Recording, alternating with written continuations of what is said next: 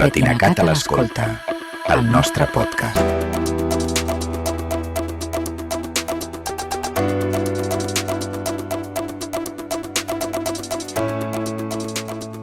Desde Retina Cataluña hablamos con una socia, Marta, buenos días. Buenos días.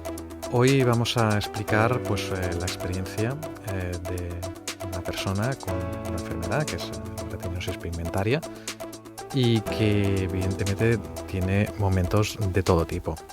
Pero vamos a empezar a hablar de una cosa que te motiva, que te supone un estímulo para tu vida, que es viajar. Sí. Explícame tu experiencia con el tema de viajar y con Travel Blind. Bueno, yo por mi situación familiar pues no he podido viajar demasiado y llevo ya pues unos 4 años que estamos haciendo los viajes de la ONCE, ¿no? Los que organiza aquí la ONCE. Y con unas amigas pues que nos gusta mucho viajar, pensamos en poder tener la opción de poder ir a más sitios, aparte de los que nos ofrece la ONCE.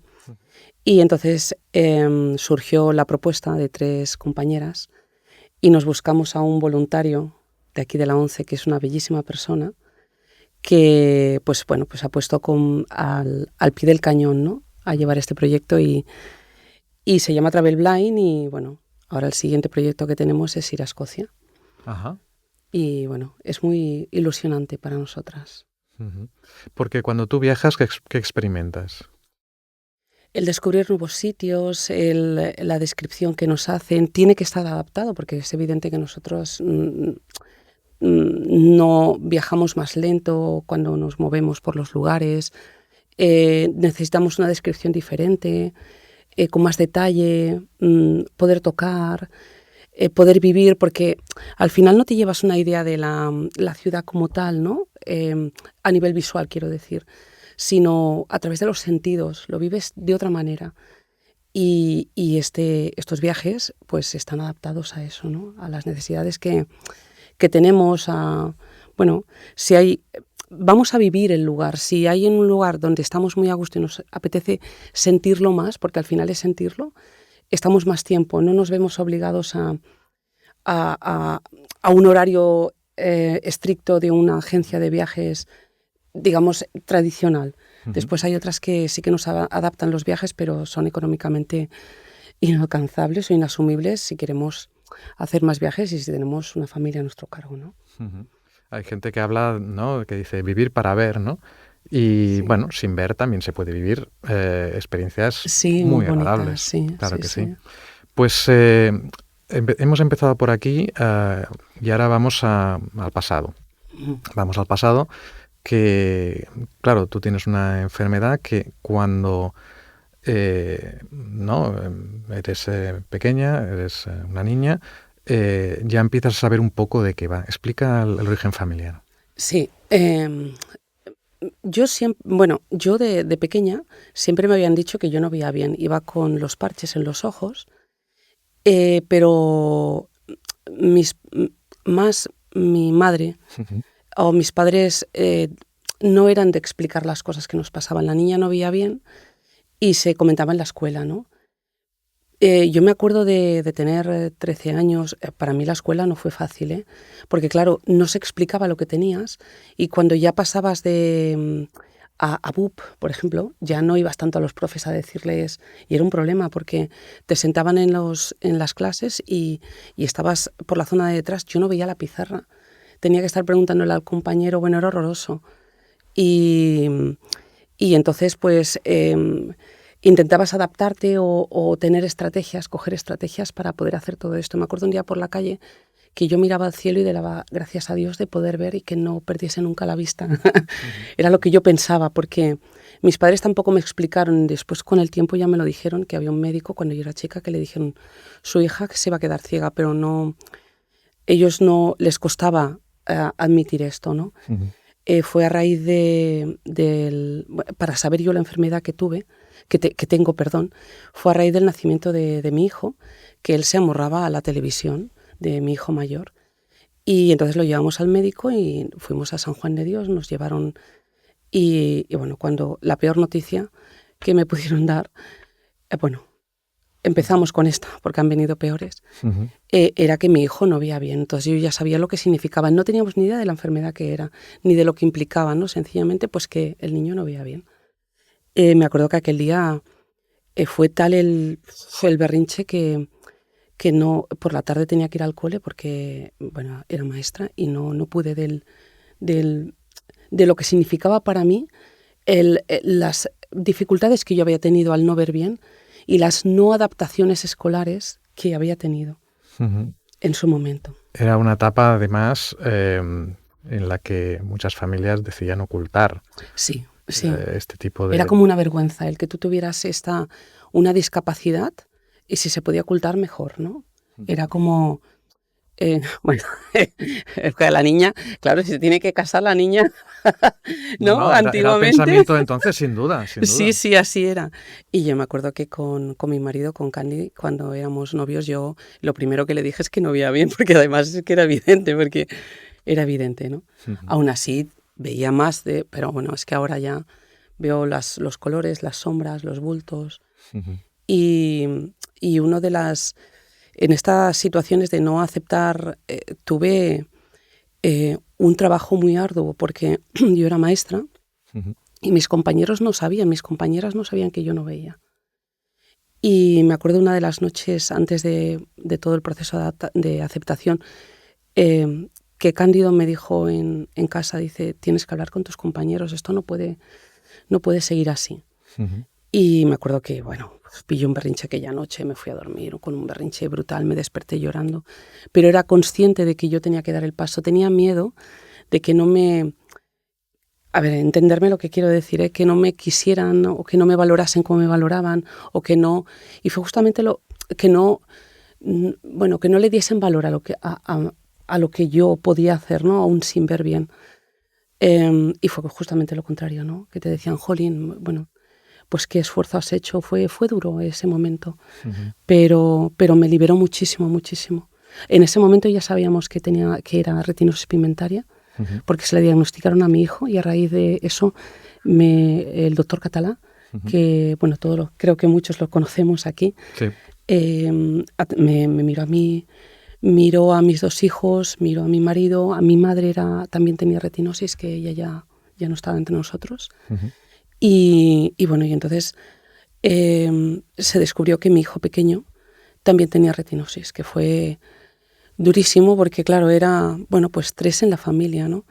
Me acuerdo que el primer día que vine a Retina Cataluña me atendió Jordi, que tuvisteis... Jordi Palà. Sí, que tuvisteis la otra entrevista. La oportunidad de entrevistarlo, sí. Sí, bueno, estaba Albert también, pero el primer contacto yo lo tuve con Jordi. Y cuando entré allí en la asociación y vi que veían así como, bueno, Jordi ya no veía, ¿no? Que se movían como me muevo yo, ¿no? Que vas intentando, porque como vemos por un tubo, es la enfermedad que ves por un tubo, vas mirando a ver qué es lo que identificas, ¿no? Y cuando le pude comunicar que lo que yo peor llevaba no era ver mal yo, sino que mis hijos tenían esta enfermedad y que entonces ya sabía que nos íbamos a quedar ciegos o teníamos muchas papeletas para hacerlo, ¿no? Y entonces me dijo, ostras, eso es lo peor, porque su hija no lo es, él pudo, bueno, es su vida, pero que su hija no tiene la retinosis pigmentaria. Y fue el primer momento de mi vida que me sentí comprendida cuando llegué a la Asociación de Retina Cataluña. Claro, porque tú con tu enfermedad, con tu diagnóstico, hay una parte del camino que la haces sola. Sí, completamente sola. Como cualquier paciente, pero también a lo largo del camino pues vas encontrando figuras, personas, ¿no? que te van ayudando, ¿no? Que van, por así decirlo, poniéndote un estímulo a lo largo de este camino. Y te iba a preguntar por esto, ¿no? Por la experiencia con la Asociación Retina Cataluña, que yo creo que ha quedado... Me ayudaron muchísimo, porque era un proceso, claro, primero, en tercero o cuarto de primaria nos dijeron que nuestro hijo tenía que afiliarse a la ONCE. Yo no quería ni oír hablar de la ONCE, ni aparecer por aquí, por los edificios de la ONCE, es que para mí era lo peor. Ya en primero de la ESO ya era tan escandalosa la necesidad que tenía que ya dijimos tenemos que ir. Y el doctor Catalá estuvo varios años ahí, por favor, por favor, por favor, ¿no? Y a raíz de ahí pues ya vino lo mío, me afilié yo. Bueno, fue un proceso complicado, aceptación de tus dificultades a la hora de trabajar. Yo ya dije al director, yo estaba en el equipo directivo en ese momento, y ya se habían adaptado algunas cosas, tenía el ordenador adaptado, pero dar el paso de decir no puedo vigilar patios o no puedo ir de excursión o mis últimas colonias, ¡buah! Eso fue... yo en mi caso, a mí me gustaría, bueno, seguir estando con chavales, pero bueno, pues cuando tienes que aceptar que tienes que utilizar un bastón, cuando te empiezan a enseñar a utilizar el bastón, cuando me acuerdo de una situación muy heavy que viví, que iba caminando con mi TR, me ayudó muchísimo, iba caminando y noté como había unas personas, esto lo entiende quien no ve, ¿no? Uh-huh. Que estaban como impactadas porque yo pensé, esas personas me conocen. Y me dio como un vuelco el corazón y me comentó, ¿nos paramos? Digo, no, seguimos. A la mañana siguiente me llamó la compañera, que en ese momento estaba directora, que había una familia que me había visto con el bastón y no se lo podían creer. Eso para mí fue complicado. Y fui a hablar con el profesorado y también a hablar con el consejo escolar, que estaban los padres. Me despedí con mucha dignidad, ¿no? Pero fue complicado. Claro. No, son momentos muy duros. Sí. A los que hemos tenido experiencia profesional, sí. añoramos mucho lo que podíamos dar, lo que podíamos sí. ofrecer, todo el bagaje que tenemos. Sí. Y que ves que hay que aceptar que la enfermedad no nos perdona. Sí. Y que sabiendo esa información, que la enfermedad no perdona, hay que entender que nos tenemos que reconfigurar, pensar de otra manera. Sí, yo me acuerdo de tener, mi marido era porque ya no está entre nosotros. Cándido, sí. Era maestro y yo tenía celos profesionales de él, porque, claro, yo quería ir a trabajar como estaba yendo él, ¿no? Pero no podía ser. Me acuerdo que cuando fui al tribunal me ayudó muchísimo Jordi y Albert. Muchísimo. Cuando fui al tribunal médico, yo fui con los... Era tan evidente que ya no... Fui con los papeles del médico del Hospital de Sant Pau, que me atendió. Me hizo un informe. Y en el tribunal médico, el hombre me cogió de la mano, me dijo, Marta, dice, con la visión que tienes ya has hecho bastante. Dice, ¿cómo te sentías en la escuela? Digo, pues las familias, me sentía muy querida por las familias. Y dice, pues quédate con eso. Y dice, y no fue aquello ni heavy, no, dice, te van a dar, bueno, pues la absoluta o la gran invalidez, porque era evidente que ya no fue un trauma aquello del ¿cómo se llama? Del tribunal, ¿no? Sino que, bueno, pues ya era evidente, ya tenías que aceptarlo, ya. Sí.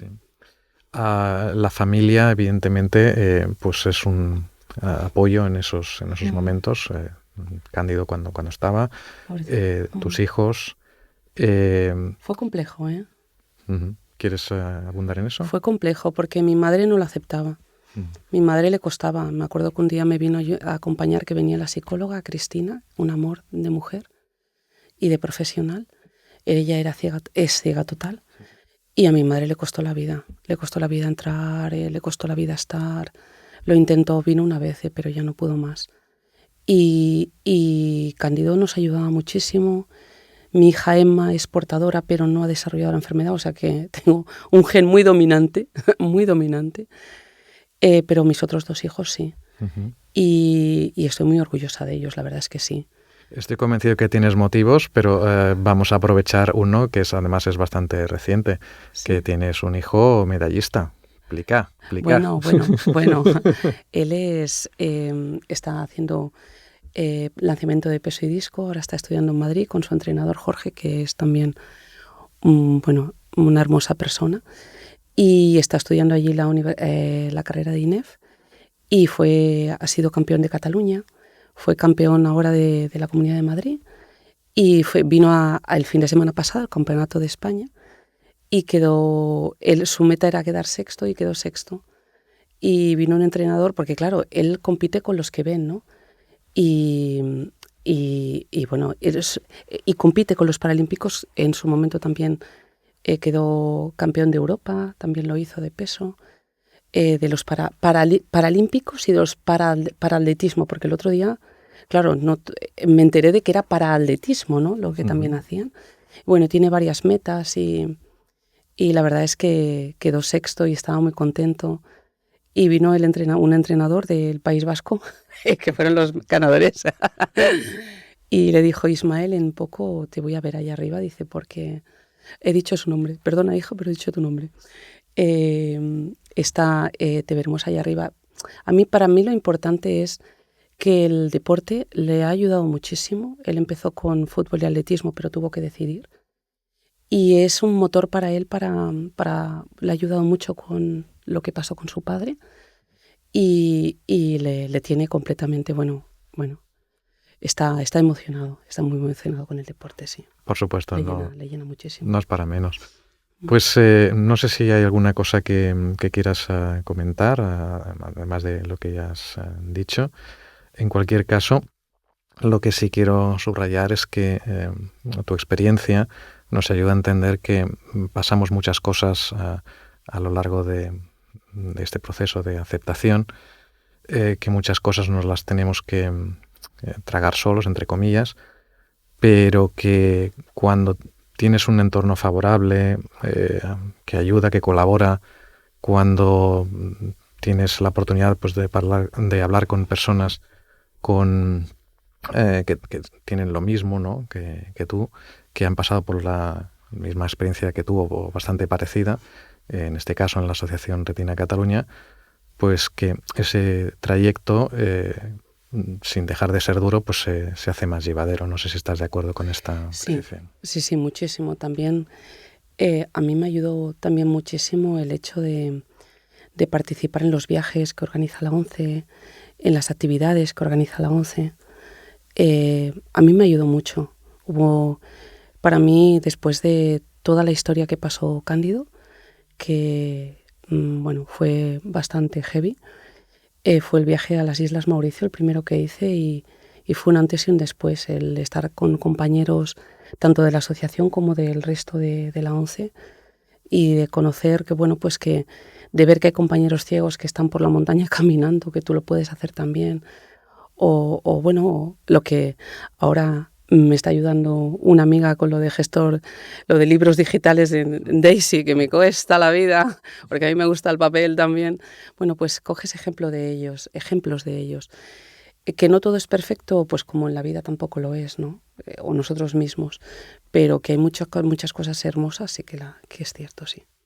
Pues yo creo que esta es una idea muy bonita para finalizar la entrevista. Muchísimas gracias, Marta, por haber compartido tu experiencia con nosotros. Y gracias a ti. Esta grabación se ha hecho en los estudios del 5º piso de la ONCE, de la delegación de la ONCE en Cataluña. A la locución Xavi Durán, como técnico de sonido Jordi López y como auxiliar Juan Elvira. Retina Cata l'escolta, el nostre podcast.